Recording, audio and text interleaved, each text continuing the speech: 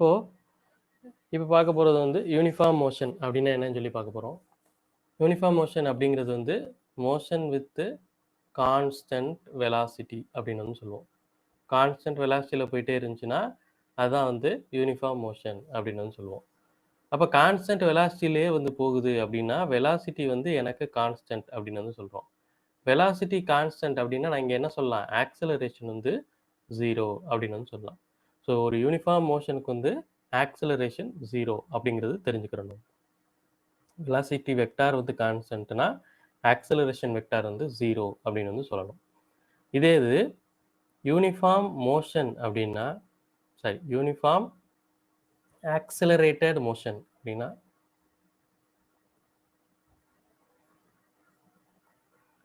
Uniform accelerated motion அப்படின்னா motion with constant acceleration அப்படின்னு சொல்லணும். அங்கே எப்படி கான்ஸ்டன்ட் வெலாசிட்டி அப்படின்னு சொன்னோமோ இங்கே வந்து நம்ம என்ன சொல்லணும், மோஷன் வித் கான்ஸ்டன்ட் ஆக்சலரேஷன் அப்படின்னு வந்து சொல்லணும். With constant acceleration. So acceleration அப்படிங்கிறது வந்து கான்ஸ்டண்ட்டாக இருக்குது அப்படின்னு வந்து நம்ம சொல்கிறோம். ஆக்சலரேஷன் கான்ஸ்டண்ட்டாக இருக்குது அப்படின்னு என்ன அர்த்தம், ஆக்சலரேஷனே வந்து சேஞ்ச் இன் வெலாசிட்டி அப்படின்னு வந்து அர்த்தம். ஸோ இந்த சேஞ்ச் இன் வெலாசிட்டி வந்து கான்ஸ்டண்ட்டாக நடந்துக்கிட்டு இருக்கு அப்படிங்கிறது வந்து அர்த்தம். இப்போது உங்கள் வீட்டிலேருந்து ஒரு பைக் வந்து எடுக்கிறீங்க, ஒரு டூ வீலர் எடுக்கிறீங்க, அதை வந்து ஓட்ட ஆரம்பிக்கிறீங்க அப்படிங்கும்போது நீங்கள் கண்டினியூஸாக ஸ்பீடை வந்து இன்க்ரீஸ் பண்ணிட்டே போகிறீங்க. 0 to 10, 10 to 20, 20 to 30, 30 to 40, 40 to 50 இப்படின்னு சொல்லிட்டு உங்கள் ஸ்பீடை வந்து கரெக்டான டைம் இன்டர்வலுக்கு வந்து இன்க்ரீஸ் பண்ணிட்டே இருக்கீங்க. ஸோ ஒரு செகண்டுக்கு 10, 20, 30, 40 அப்படின்னு போகிறீங்கன்னா, அதாவது 0 to 10 வந்து ஒரு செகண்டில் போகிறீங்க, 10 to 20 வந்து ஒரு செகண்டில் அடுத்த ஒரு செகண்டில் போகிறீங்க, 20 to 30 வந்து அடுத்த ஒரு செகண்டில் போகிறீங்க. ஸோ இங்கே வந்து இந்த velocity rate of change of velocity, அதாவது இங்கே வந்து 10 டிவைடட் பை 1, இது ரெண்டையும் மைனஸ் பண்ணோம்னா 10 டிவைடட் பை 1 அப்படின்னு சொல்லிட்டு கண்டினியூஸாக அந்த rate of change of velocity வந்து கான்ஸ்டண்ட்டாக இருக்குது அப்படின்னு வந்து அர்த்தம். அப்படின்னா என்ன அர்த்தம், இதனுடைய ஆக்சலரேஷன் வந்து கான்ஸ்டண்ட்டாக இருக்குது அப்படிங்கிறது வந்து அர்த்தம். ஸோ அப்படி ஆக்சலரேஷன் கான்ஸ்டண்ட்டாக இருந்துச்சுன்னா அதை வந்து நம்ம யூனிஃபார்ம் ஆக்சலரேட்டட் மோஷன் அப்படின்னு வந்து சொல்லுவோம். ஆக்சலரேஷன் கான்ஸ்டண்ட்டாக இருக்குன்னா நம்ம இன்னொரு விஷயம் என்ன சொல்லணும், வெலாசிட்டி வந்து இங்கே கான்ஸ்டன்ட் கிடையாது. ஏன்னா வெலாசிட்டி கண்டினியூஸாக சேஞ்ச் ஆகுதுன்னா தான் அது வந்து ஆக்சலரேஷன் அப்படின்னு சொல்லுவோம். ஸோ வெலாசிட்டி வந்து கான்ஸ்டன்ட் கிடையாது. அதே மாதிரி என்னோட ஆக்சலரேஷன் கான்ஸ்டன்ட்னா ஆக்சலரேஷன் 0வும் கிடையாது. ஆக்சலரேஷன் 0வும் கிடையாது. வெலாசிட்டி கான்ஸ்டண்ட்டாக இருந்துச்சுன்னா தான் ஆக்சலரேஷன் 0. இங்கே வெலாசிட்டி கான்ஸ்டண்ட்டாக இல்லைங்கிறதுனால ஆக்சலரேஷன் 0வும் கிடையாது. ஓகே, ஸோ இதுதான் யூனிஃபார்ம் மோஷனுக்கும் யூனிஃபார்ம் ஆக்சலரேட்டட் மோஷனுக்கும் உள்ள டிஃப்ரென்ஸ். யூனிஃபார்ம் மோஷன்னா கான்ஸ்டன்ட் வெலாசிட்டியில் போகிறது, யூனிஃபார்ம் ஆக்சலரேட்டட் மோஷன்னா கான்ஸ்டன்ட் ஆக்சலரேஷனில் போகிறது. இப்போது ஈக்குவேஷன்ஸ் ஆஃப் மோஷன் அப்படின்னு சொல்லி நம்ம பார்த்துருக்கோம்.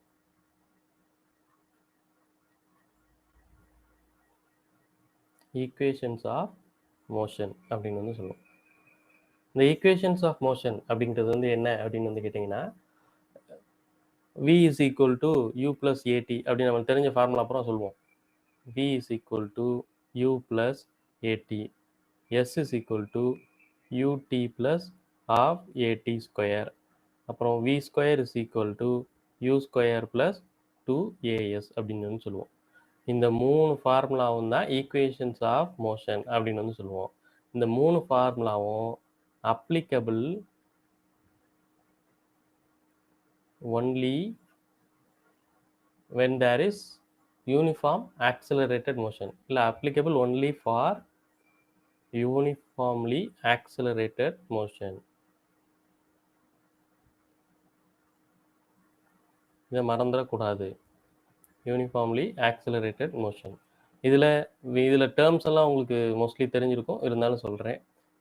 இப்போ ஒரு பார்ட்டிக்கல் வந்து ஒரு ஆப்ஜெக்ட் வந்து இந்த மாதிரி கிளம்புதுன்னு வச்சுக்கிடுவோம்.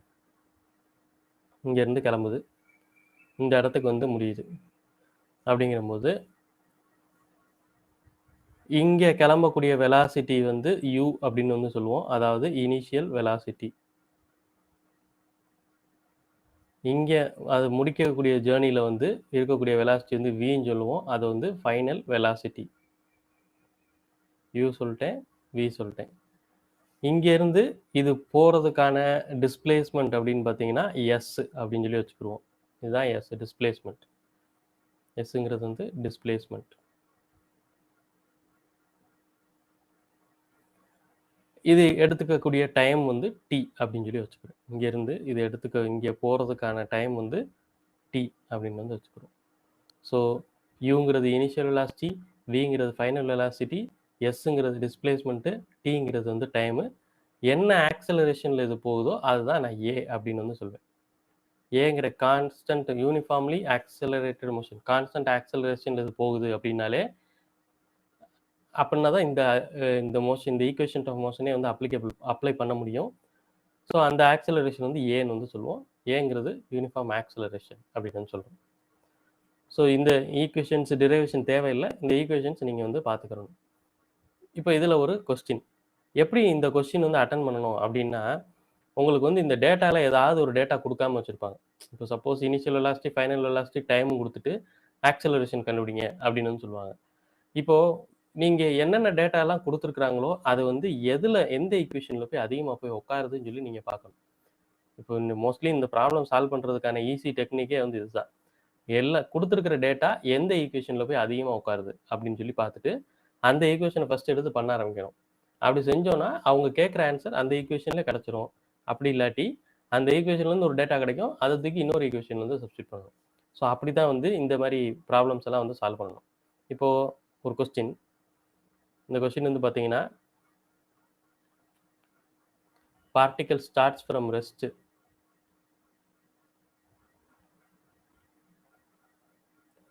Particle starts from rest and moves in a straight line.